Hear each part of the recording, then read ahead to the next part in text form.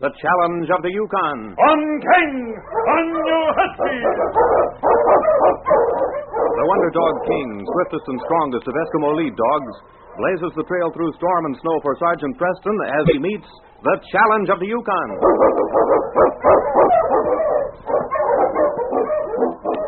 Sergeant Preston was typical of the small band of Northwest Mounted Police who preserved law and order in the new Northwest country, where the greed for wealth and power led to frequent violence and bloodshed. But in spite of the odds against them, Sergeant Preston and his Wonder Dog King met that challenge, and justice ruled triumphant.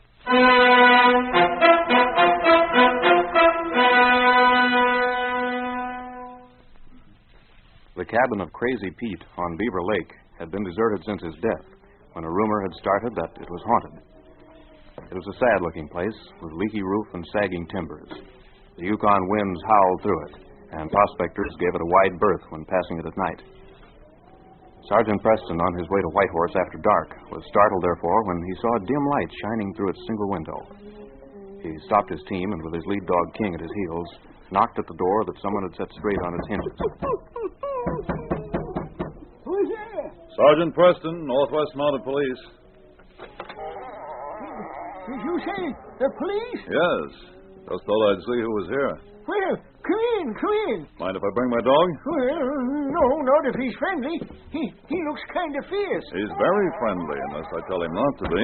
Aren't you, boy? I'm Ephraim Tate, and this is my partner, Abe Hopkins. Howdy. How do you do? Sit down, Sergeant.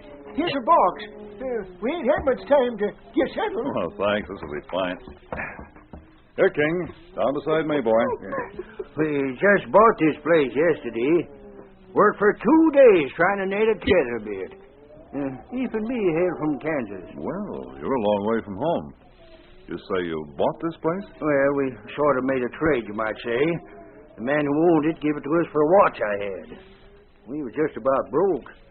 It was a mighty good watch, but we needed a roof for our head. Why, nobody owned this cabin. It's been vacant for years. Nobody owned it? Then why was it standing here vacant with places so scarce? Well, I'm afraid you've been cheated out of a watch. Nobody lived in it because it had the reputation of being haunted. Silly, of course. Haunted? And I've been cheated. Why, that dirty cheating buzzard? A strange old man used to live here. People called him Crazy Pete. He had nothing to do with anyone, and when he died, they said his ghost came back. Did he get any gold out of the place? Oh, perhaps a little. Nobody knew much about him. At least we got a roof over our heads. We spent all day yesterday and today patching up the place. I guess I had to face a ghost or two if I can just keep warm in this consarned country. Trouble is, we ain't got enough money to get back home. If I ever catch that lying skunk that told us all we had to do up here was pick gold nuggets off in the street, I'm afraid prospecting isn't that easy. I brung some old jewelry of Abigail. These beads and some rings. Maybe I could sell them. I've been telling you, Abe, that them ain't worth nothing. Abigail's jewelry is all glass, and them... I know it! I'll give them to her. They're pretty. In this light, a body wouldn't know them from real pearls. Not if a body was as nearsighted as you be. Well, maybe something will work out. There's always trapping and plenty of game to hunt. You mean there ain't much use of our looking for gold around here? I'm afraid not. Well, guess I better get back to town. I'm sorry to bring you bad news first time we meet. I'll see if I can locate the man who took your watch. Well, now, Sergeant, that's mighty good of you. Come on, King, we're leaving. Oh, it's a shame to disturb him. He was resting so pretty. I'll drop in to see you again soon. Well, come as soon as you can. We like neighbors. Good night. Nice fire. Yep. I wish we had money for more fur blankets. And I froze last night. Well, maybe I can find an Indian who'd trade us some for these beads. If you could find one dumb enough. No, on it. The string broke. There they go. Oh, why in the name of Jupiter you brought all that 10-cent jewelry up here? Now we'll probably slip on them and break a couple of hips. Well, help me pick them up, will you? I can't see them. Why in blazes we ever left camp?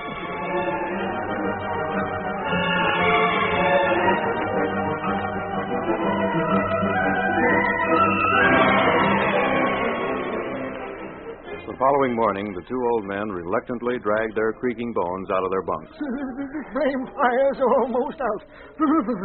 It's colder than a polar bear's tail in this place. If we was only in Kansas, the sunshine would be pouring in and we'd be opening the doors and stop blathering about Kansas and stir your bones.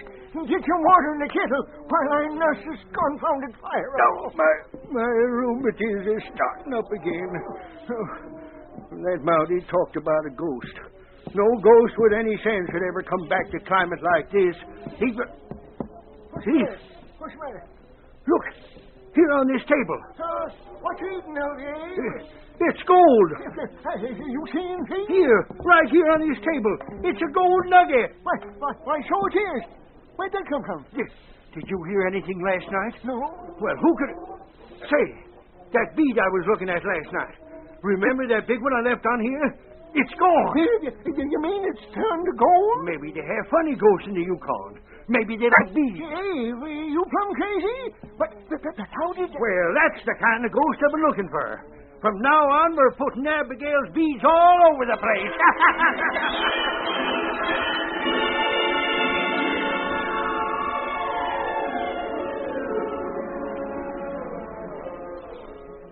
It was the following week, and some men were gathered in Jacques Leroux's trading post, listening with amazement to a weird story. See? This is one of the nuggets. The others are bigger. These men, they come for supply. Tell me about this nice ghost. Sounds fishy to me. Yeah, it ain't possible. Yes, he is possible. I have heard many things about ghosts. Yeah, but never such nice one. These men, all he must do is eat and sleep. These ghosts, he mind their gold. Sacre bleu. Could I just once find myself such a spirit? Bill, come on. We gotta get going. Come on, Jake. I'll see you later, Jock. Bonjour.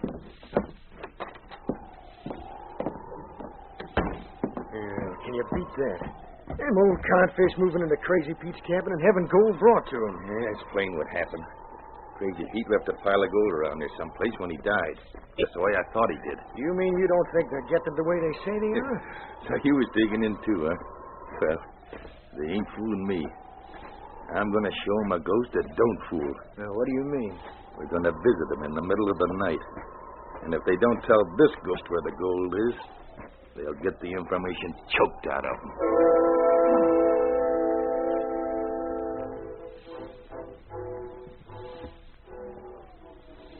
I don't see why you had to go and blab about our gold, Dave. Well, did you want me to lie? I ain't never lied in my life, and I ain't going to start at 65.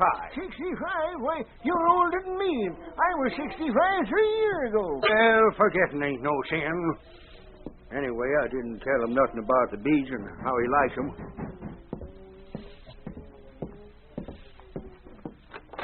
Hello. Well, if it ain't the sergeant back again, come in and bring that dog of yours. We saved a bone for him. Come on, King. Hello, Sergeant Preston. Sit down, make yourself comfortable. Thanks, Abe. I came to check on some rumors around town. They say you struck it rich. Oh, Tina, Sergeant, it's our friendly ghost. Well, is it true that nuggets have been left in your cabin during the night? Some was left once when we was out hunting. Seems as how this ghost walks in the daytime, too. I can't understand it. Are you nervous about it? I mean, do you want protection? Oh, no, sir, Sergeant. We was a little scared in the beginning, but now we ain't. It's kind of a nice feeling, kind of friendly-like. Abe even put out a bowl of soup for him last night. How did he eat it? Didn't touch it. I thought you might want me to investigate. Oh, no, it might offend him. And he might be a fear to your dog. Well, as long as you aren't worried. You just tell everybody to let us be, and pretty soon we'll have enough money to get back to Kansas.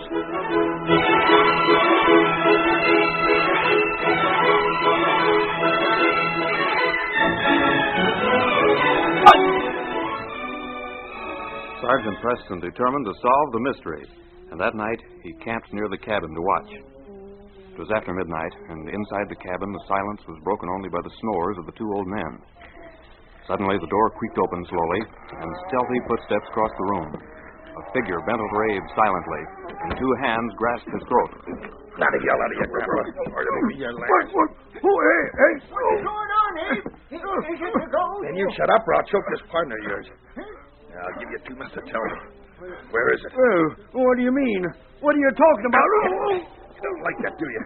Now tell me where that gold is hidden or out. Hey, what the hell? Take him off! Get him off me! Help me! Keep him there, King. I'll light the lamp. What's going on? Who is it? Who's making it? All right, Eve. I'll have a light in a minute. Watch him, King. Take your dog away. All right, King. Let him up. Now, no funny business, or I'll let the dog finish it for me. Why, he's the man who took my watch. And there's a chain of it hanging from his pocket. Give me that, you. Did you get it, eh? You're darn tootin', I did. Where's Bill? I told If you mean your partner, he's out there handcuffed to a tree, too scared to yell. Come on, you. We're going out to join him. Watch him, King. I'll see you in the morning. Guess you're safe now. Come along, you. Well, thanks, Sergeant. You saved our lives. Now, you see, that's what you get for blabbing about the gold. Well, don't know why you're complaining. It was my neck he was squeezing.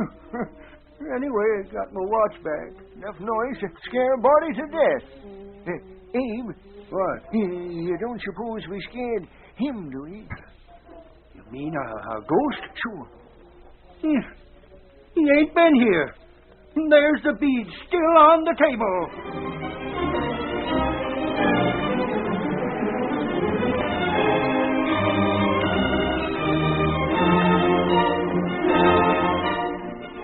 The following morning, when Sergeant Preston returned to the cabin, he found two downcast old men. Well, you won't have to worry anymore. I have those two locked up, but won't give you any further trouble. Yeah? Well, Abe, you don't seem very happy about it. Oh, no, it ain't that, Sergeant. It's just that, well, we ain't going to get any more nuggets. What? What do you mean? I guess our ghost didn't like all that confusion. He practically told us so. Told you so? What are you talking about? Yeah, guess we can tell you all about it now. How we got the gold and all. You see, Sergeant, every night we'd leave some beads around, and most nights he'd leave us a nugget for 'em. You mean he'd take a bead and leave a nugget? Yep. But after last night and all that noise, he took the bead, but look what he left. Just an old piece of dirty rag. Oh. That's just like saying he's mad, ain't it? Wait a minute. Let me see that rag. Maybe we can find this ghost. Here, King. Take a sniff of this, fella. Find it, boy. Where is it?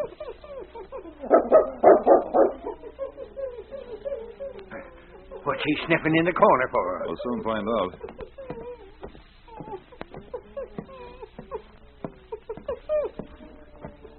Wait, he's a scratching at the floor. Have you something I can use to pry up that board? Well, he has a pickaxe, but what you going to do that for?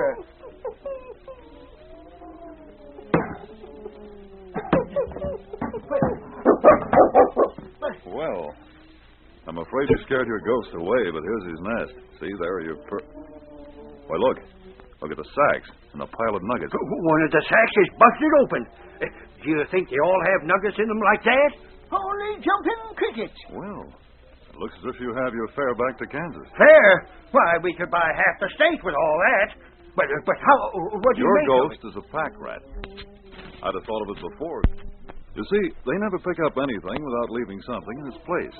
This pack rat made its nest beside Crazy Pete's hiding place. The rat would take a bead and leave a nugget. A piece of cloth he left was part of the torn sack. Well, I'll be switched if that ain't right accommodating. I'm going to get me some of them critters to take back to Kansas. Oh, fella, this is one rat I won't let you catch.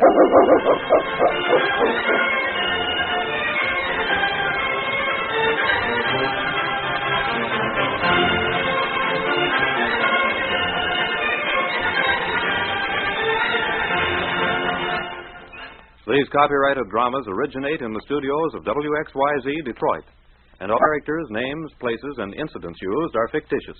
They are sent to you each week at the same time. This is Bill Morgan speaking. This is the Michigan Radio Network.